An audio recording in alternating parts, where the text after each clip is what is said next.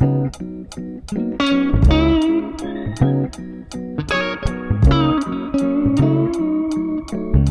Pisces, welcome to your July 2024 horoscope. I'm so excited to be back here again and to be chatting about what you can expect for the month ahead. Let's get right into it. July has a lot going on, not necessarily a lot of big major events, but just a lot of little things, a lot of sextiles, a lot of trines, and honestly there's maybe just a handful of days where there are no conversations or aspects forming between the planets. Because of that, during this horoscope, I'm not going to point out all of the events because we're going to be here for a whole hour. But I am going to focus on just the most important ones, the ones that are the most tense and most likely to come up in your own personal life.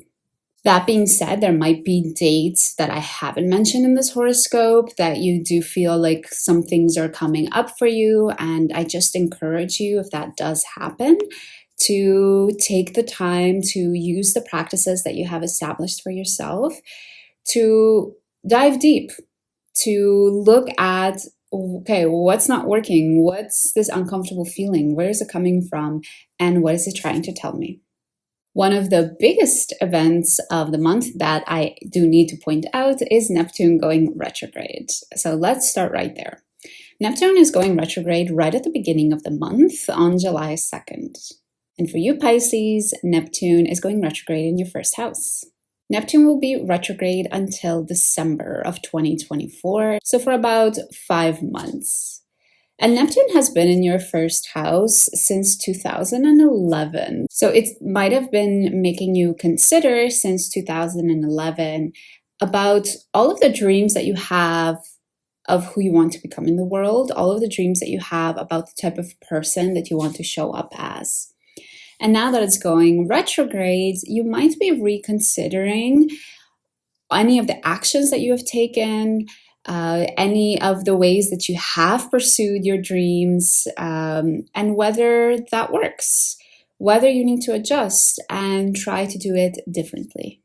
The next major astrological event is a new moon that's happening on July 6th. This is a new moon in Cancer, so both the sun and the moon will be in your 5th house. It might be on this day, a couple of days before and a couple of days after, that you are finding a rejuvenation when it comes to your hobbies or the way that you pursue pleasurable things in your life. Maybe you are invited to a party and you end up figuring out that there's a sort of activity that you love to do or a certain game that you love to play. But it can also be something that's a bit more spectacular, a bit more impactful. Perhaps you are able, around this new moon, you're able to really get in touch with what self-expression means to you and how you can nurture that inner child part of you. July 10th is another very interesting day astrologically wise, or if we look at the astrology. This is because there are trines happening between Sun and Venus in your 5th house and Saturn and Neptune in your 1st house. And it's actually kind of really cool because on that exact day, the Sun has traveled so far that it's trining Saturn and Venus has traveled so far that it's trining Neptune.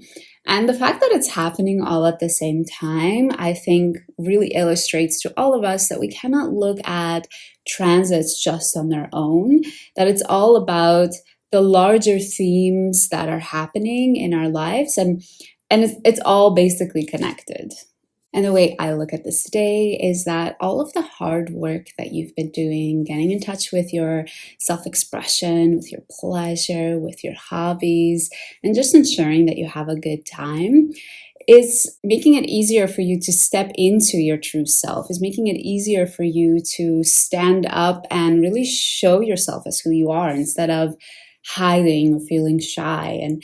And it's allowing you to be a bit more proud of who you are and to also step up in more of a sort of leadership role with those around you. The next day on July 11th, Venus is going to enter Leo, which is your 6th house. And what's really interesting in July, both as Venus enters Leo and as the Sun enters Leo a little bit later, is that they are going to oppose Pluto. Remember, Pluto right now is at 0 degrees of Aquarius. It's going retrograde. Soon it's going to actually also travel back into Capricorn one last time. But now that Venus and the Sun are entering Leo, they are going to oppose Pluto. And you might find that in July, the Plutonian themes that have been happening since January of this year are coming back up again. And especially for you, Pisces, during July, you might feel this tug of war or this coming of head between you getting grounded in the tasks of everyday life, the responsibilities that we all have to get up, to go to work, to take care of ourselves, to feed our bodies, to move our bodies, and this other side of you that wants to abandon all of that and recognize that actually none of that matters, because at the end of the day, we are all human and we're all connected.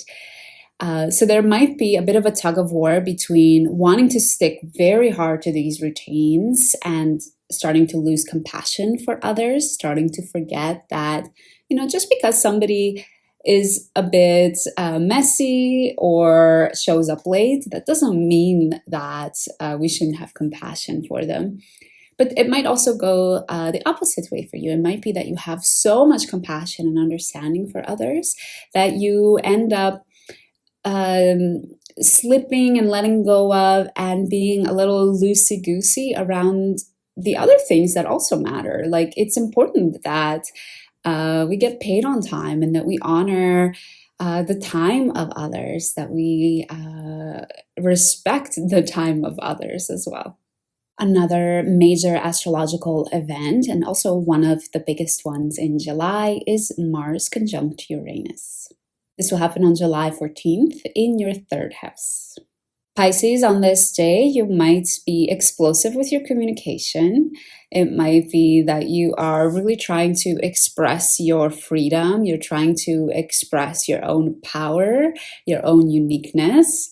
But it could be that there are also things happening in your local community, maybe with your siblings or with your neighbors, that is sudden, that is coming out of nowhere, but that is really requiring you to be courageous and to step into your power. July 20th, Mars enters Gemini, or your 4th house. So now that Mars will be entering an angular house for you, Pisces, it might be quite a different energy from having Mars in your 3rd house.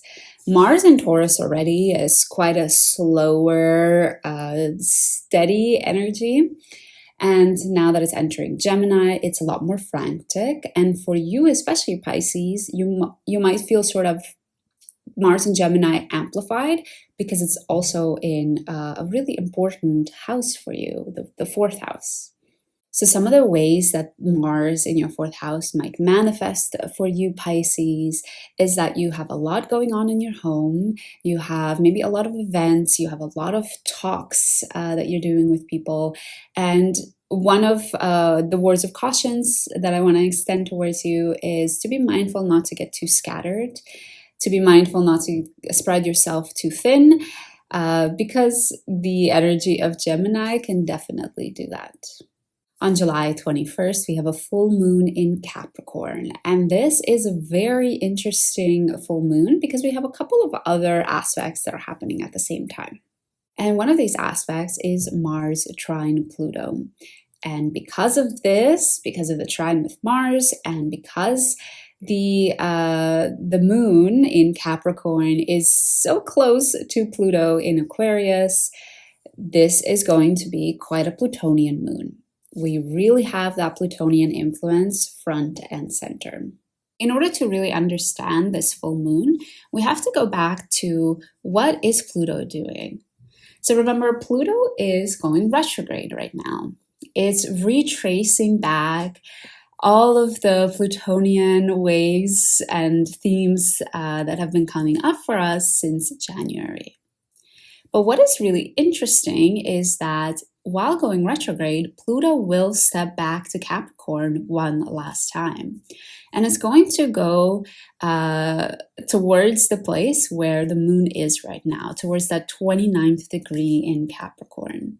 So I have to say that this Plutonian full moon is not just about the themes of intensity that have been coming up with Pluto in Aquarius, but also going way back the last 20 years with Pluto in Capricorn.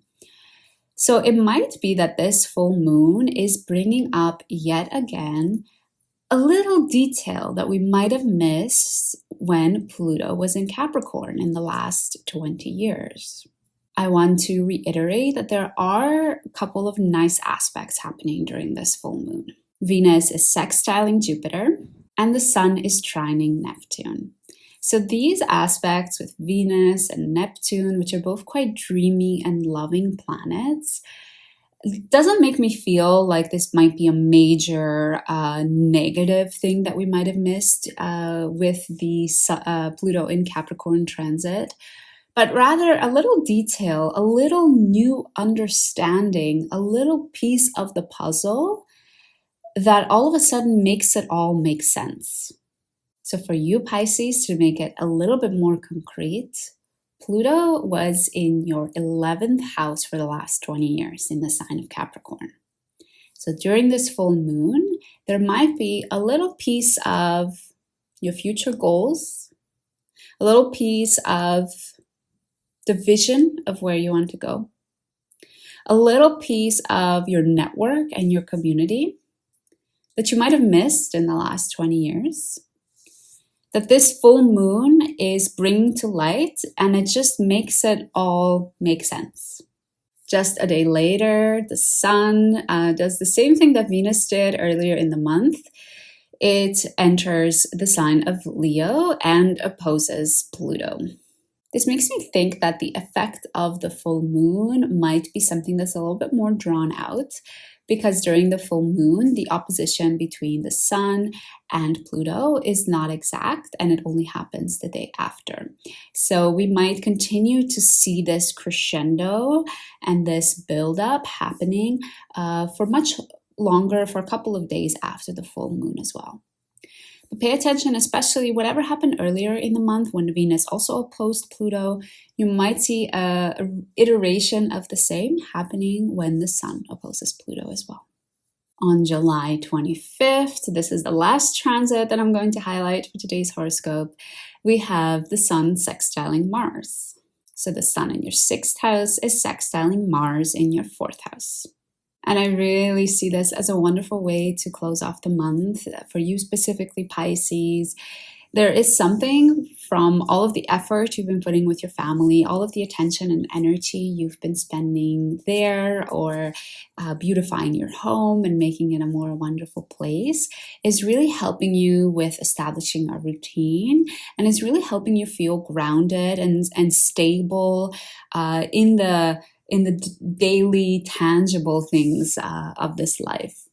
You know, one of the ways that you could think of this happening is perhaps you've been feeling a lot happier because you've been spending time connecting with your family. And as a result, because of that happiness, you find it much easier to get out of bed in the morning and to get your workout in before you go into work. But it could also be that you renovated your house, perhaps with Mars in the 4th house. You ended up getting a new room built, a workout room in your house. And as a result, that's really helping you get your workouts in, and it's really helping you stick to a stable routine. So overall, Pisces, I hope you're excited for July. There is quite a bit of focus on your family and your home this month, and as well on your routine. So if you've ever wanted to get started on a new routine, or whether workouts or eating more healthy, then this is a good time to do that. And don't forget, with all of the Plutonian themes coming up this month, to also be compassionate. Compassionate towards others and compassionate towards yourself. Thanks so much for joining me, Pisces. Don't forget, I'm doing a giveaway When we reach 1,000 subscribers on this channel, I am giving away one free reading to one of you. So if you want to make sure that you get a chance to win, then click that subscribe button. Thanks again, Pisces, and I hope to see you again soon.